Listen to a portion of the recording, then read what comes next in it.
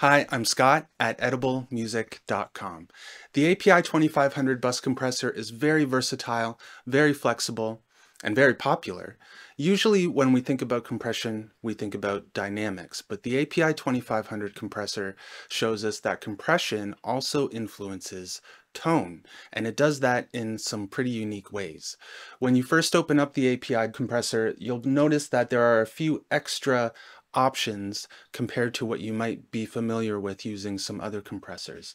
And these are in the tone and the link sections. I'll come back to those in a little bit. Let's get more familiar with the compressor first. I'll play through this program while I show you. So I have the compressor just applied to the drums, and I wanted to include this synth part because one of the useful things about exploring compression is to notice how it changes the relationship between different program elements.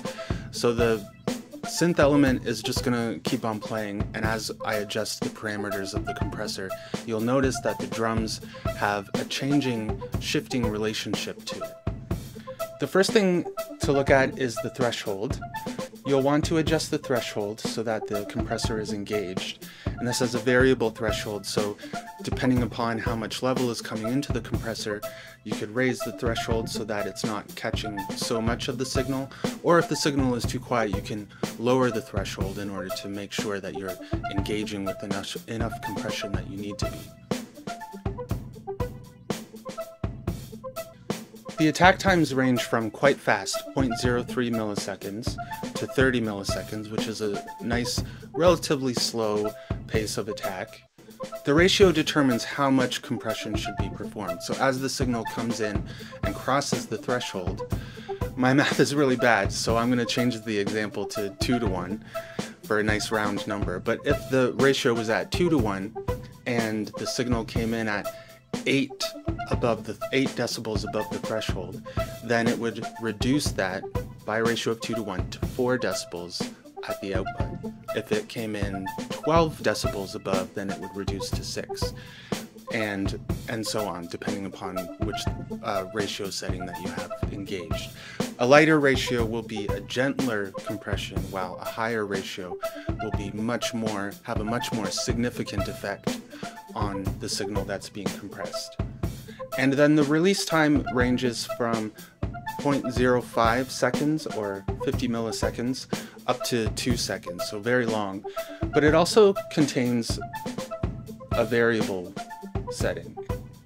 So on these dials, it's stepped. You would select between one of those. But say, for example, if you have compression applied and you're thinking, oh, 0.2 is okay, 0.5 is okay, but it's not quite there, then you can find a spot in between there and locate it where you would want it to be. Knowing that now about the different compressor settings, I want to show you them in action and show you how it changes the way that program elements relate to one another. So I'm going to change the release to something quite short and the attack to 30. And you can already hear it, right? If I were to switch from a 30 millisecond attack to a 0.03 millisecond attack, listen to the position of the drums in relation to the synth.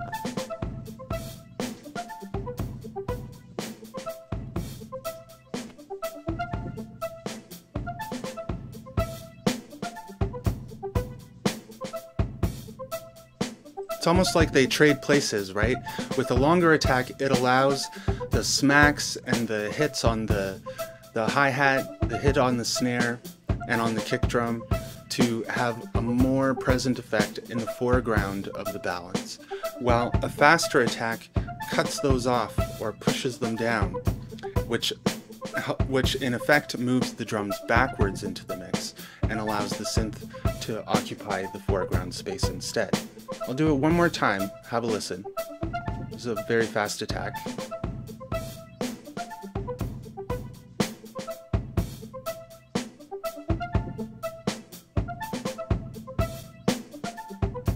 And if you wanted to go somewhere in between,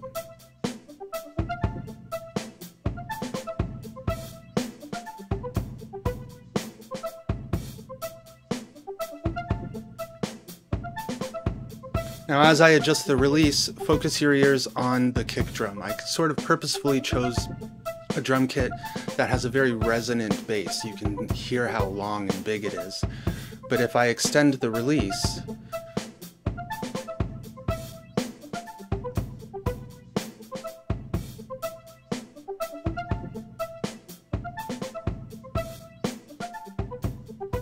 so 1 second is too long.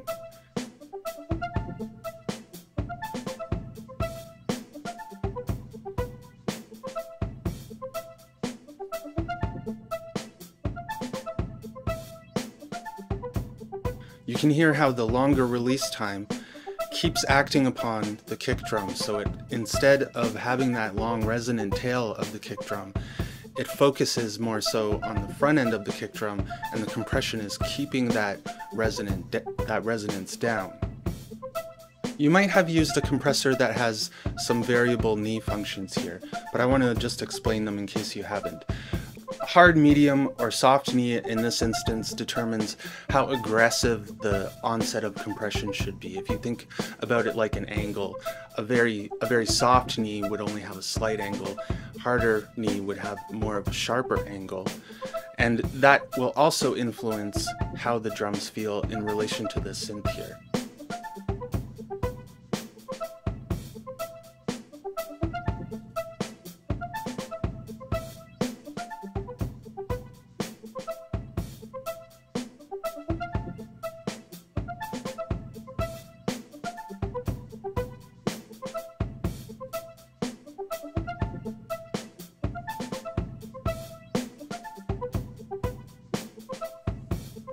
Pretty cool so far, right? Now let's talk about the tonality of this compressor. We'll start with the types. There's what's called new and old, which refer to feed forward and feed back. And we're just going to get a little bit scientific for a moment. I want to show you how these compression circuits differ from one another and how that influences the tone. In old or feedback compression, the signal will go through the compressor, but then at the output stage, it'll come back through the different filters and compressor controls, then come through once more through the compressor and then into the output.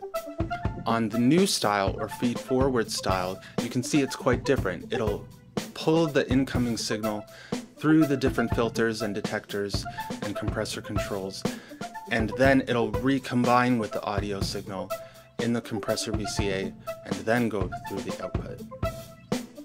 Two different ways of achieving compression, and they do have some effect on how the compressor makes the program element sound. So if I switch between these now, let's just switch just to the drums.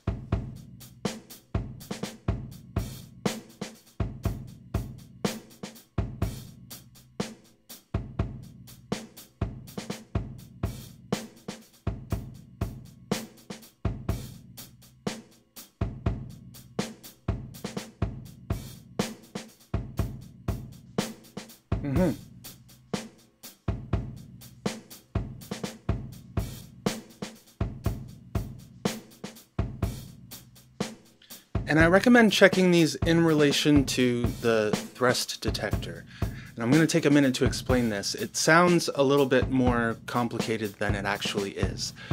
If I bring up this chart again, you can see that there are spots on there for the thrust filter control. And the way that the thrust filter functions is that it applies an EQ filter, in a sense, to the signal so that it influences how the compressor responds to it. It doesn't change the actual signal itself, but the EQ filter will sort of specify which parts of the frequency area the compressor ought to respond the most to. On normal, the filter is just flat. It's as if there's no filter applied at all. On medium, it's as if there's a slight low cut filter, then the mid-range is left alone, and the high end receives a bit of a boost. And this is, again, going into the compression. So as I switch it to medium, the thing that you'll notice is that because the higher end is boosted a bit, the compressor will be listening to that more so than the rest of the signal, and as a result it will compress the higher end of the signal a little bit more. So keep your ears focused here on the hi-hats and the high end of the snare as well, and see how those change.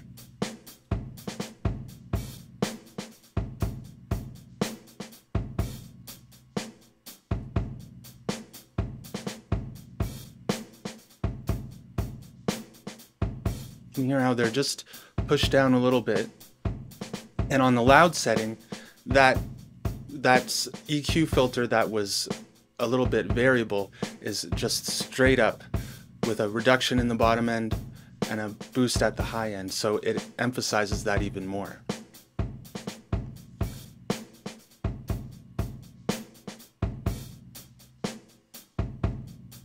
And finally, on the link settings, the compressor is listening to both sides of the stereo signal, both the right side and the left side, but you can unlink these to varying degrees. Here they're totally independent, and then they're linked. And sort of similar to how the thrust detector worked, you can apply a filter so that the linkage between the two is more specified. You can either do a low pass so that the linkage ignores the higher frequencies, or it can ignore the lower frequencies, or it can ignore both, and so the compression will it'll have an effect of focusing the mid-range more so than responding too much to the low end or too much to the high end. You can use this to adjust how the compression responds to the tonality of the signal, and in turn it will have an effect on how the tonality of the signal comes out after the compression is applied.